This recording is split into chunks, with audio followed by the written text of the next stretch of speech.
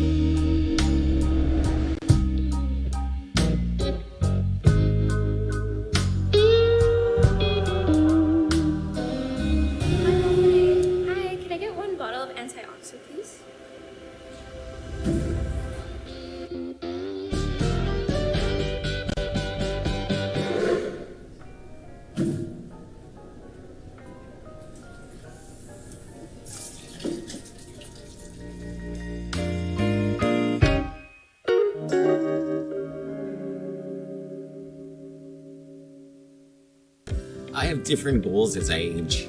I want to be stronger and healthier, but it's got to fit my lifestyle. I can't spend all day in the gym, and it can't be crowded. So here at CrossFit Kita, I have all these different options for fitness, and the people are really nice. The atmosphere is inviting. It's like family. Guam employees and retirees, sign up today for Crossfit Pizza for free when you choose Take Care as your insurance carrier, and for 50% off if you choose Select Care. It's an investment you'll love. Welcome back, and thanks for joining us. Thanks for sticking with us. Are you guys getting sick? Because I've had this cough and this sore throat thing for a little bit, and it's just not going away. And then I hear about this. This has nothing to do with the MedHealth thing. I'm just chatting it up. And then I hear about there's this like children's disease, or like a disease that's been affecting kids, not just on Guam but throughout the country. Something like RSV or RSP. Do you know what that is? Have you heard of that? And it's actually been pretty bad for some kids. Like it's some sort of respiratory thing going around. Whatever. I hope everyone is okay. I'm saying so because as I talk, I might be limited in how much I can talk today. If you want to see the details of what this conversation is about, it's in the story itself. There's a whole lot of details, including numbers in the story. I for a few weeks now, I've been doing the research on this thing, so I can talk about this without looking at my notes or anything like that. But so here's what's going on. A few weeks ago, we began looking into a contract that GMH had with a company called MedHealth Solutions, LLC.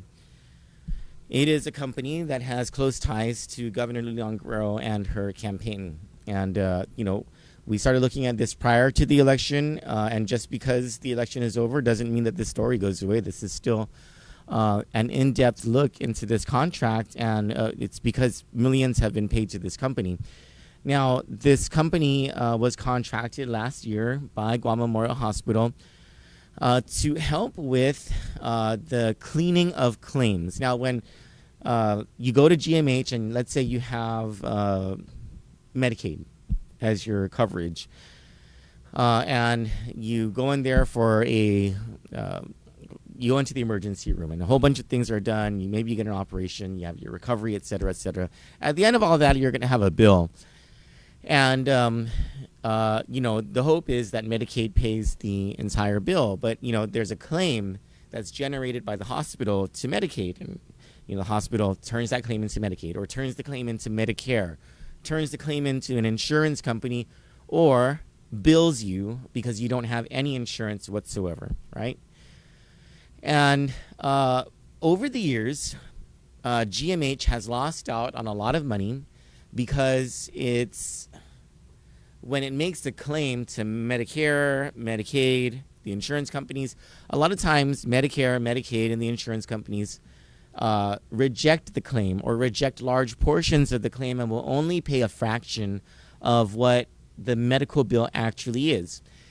Now, for years and years, for decades, Medicare and Medicaid have had set rates with Guam Memorial Hospital that did not get adjusted from 1992 forward. And imagine the cost of healthcare from the 90s into this past decade, how it's grown astronomically. Well, Medicare never adjusted the rates so that they would be adjusted for Medicare and Medicaid to be reimbursed to Guam Memorial Hospital. So GMH was losing out on a lot of money for years and years, decades and decades, right? This is just some education so you understand how hospital finances work generally and why the hospital has always lost money. So GMH last year contracted a private company called MedHealth Solutions, LLC, to help clean up claims so that, the theory was so that the insurance companies would pay a larger portion of the claims than they historically were doing. And this company, MedHealth, has been quick to say that they are not a collections agency. What they have done is allegedly is to help GMH to clean up claims. And so GMH and this company, MedHealth, they agreed that during this contract term, every month, if GMH makes more than $7.2 million within any given month, every dollar after that, no matter what the fund source is, whether it's Medicare, Medicaid, insurance, or self-pay, GMH will pay MedHealth a commission of 12% or 12 cents on every dollar collected after $7.2 million. And every month since this contract has been in place, GMH has collected more than $7.2 million. And so what it has come out to, at least from the receipts or from the invoices that GMH has sent to us when we requested for the documents, is that MedHealth has made off with more than $3.4 million in commissions. And so the question became, is this money that GMH would have collected anyway? And so in order to figure that out, you have to look at the audited financials of Guam Memorial Hospital for the fiscal year prior to this MedHealth contract to figure that out. Because where did the fee or the figure $7.2 million come from? Now, as reported in other media outlets, GMH has said that it was a negotiated term, and that was a fair amount that the hospital and MedHealth came up with during the contract negotiation. But if you look at the audited financials of Guam Memorial Hospital for fiscal year 2020, which was the fiscal year prior to the MedHealth contract, GMH was collecting on its own without MedHealth an average of $8.67 million per month. So why would GMH lower the threshold to $7.2 million? And then other questions arise. How is it that MedHealth, this private company, can be collecting commissions off of payments made by Medicare and Medicaid, which are federally funded programs and which are payments that would have been made anyway? And let me explain that. So we did our due diligence in our research, and so remember when I was telling you that Medicare would not rebase or redefine, they call it rebasing, but let's just call it redefine, or increase the amount of money that they would reimburse Guam Memorial Hospital for certain services that are provided under the Medicare and Medicaid programs. Since 1992, that never changed. And everyone thought, every governor who has been a governor since 1992, that's Joe Ada, Carl Gutierrez, Felix Camacho, Eddie Calvo, and then it stops there, and I'll tell you why. Every governor thought it couldn't be done except for Eddie Calvo. Eddie Calvo made a gigantic push to have Medicare rebased during his second term in office, so much so that he sent Benita Manglonia, who was the CFO of the hospital for quite a while, and under the Calvo administration and into the first part of the Leon Guerrero administration, to Washington, D.C. several times, and then a miracle happened. I think it was in 2018. Washington, D.C., the U.S. Center for Medicare and Medicaid Services finally agreed to a rebasing of rates, and that rebasing occurred in fiscal year 2020, which was why a substantial increase in the amount of money that Medicare and Medicaid paid to Guam Memorial Hospital occurred, which was why there was a substantial increase in fiscal year 2020 in the amount of money that GMH was actually taking in. And so if the entire reason that GMH is making more money has nothing to do whatsoever with any sort of private contract or any sort of help from anyone else aside from the U.S. Centers for Medicare and Medicaid Services, thanks to the efforts of Benita Manglonia and really efforts that began with former Governor Eddie Calvo, why are we paying commissions on Medicare and Medicaid increases in revenue collections? Why are we paying 12% commission on the collection of tax refunds or anything else aside from perhaps insurance claims that are cleaned and self-pay collections that increase? And it's a question that the media began to ask in the week prior to the election. And it was during that week where it was reported to us that Hospital Administrator Lillian Perez-Posadas had decided to cancel the MedHealth contract, but no one would say anything. There were several questions I know from another news agency, and I believe from another news agency, and of course from us.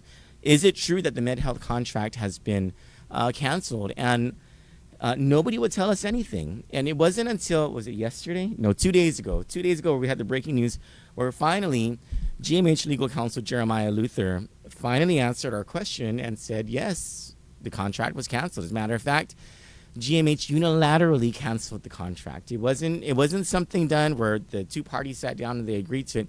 And so, of course, naturally, we asked the question, is it because GMH is concerned that something illegal was happening here? And he answered, it was just a simple no. No. And the reason that Jeremiah Luther gives, and you can find it in the story, for the cancellation of the contract was because, according to him, the GMH financial staff, their training in whatever it was that MedHealth trained them to do had matured, and they no longer needed MedHealth. And so that's why, coincidentally, around the same time, there's this there's this distracting inquiry from the media the week of the election, they decided to cancel this contract. Now, of course, I don't believe that that's, I just don't believe the statement. I believe there's more here than meets the eye. And as a matter of fact, there's more to this story. And when you, this is probably like the 5th or 6th story that we've done on this. And there are more stories to do on this. We're going to bring you a connection to DOE acting superintendent and member of the CCU, Francis Santos, a link between him and this company in our review of Mr. Santos's financial disclosures from fiscal year 2020 and 2021, and also a review of corporate documents of a company that has since been dissolved prior to the formulation of MedHealth Solutions LLC. But that's all for now. I'll just keep you waiting for that information. We'll probably bring it to you Monday. For Kandit News, thank you so much for joining us. I'm Troy Torres. Have a great day.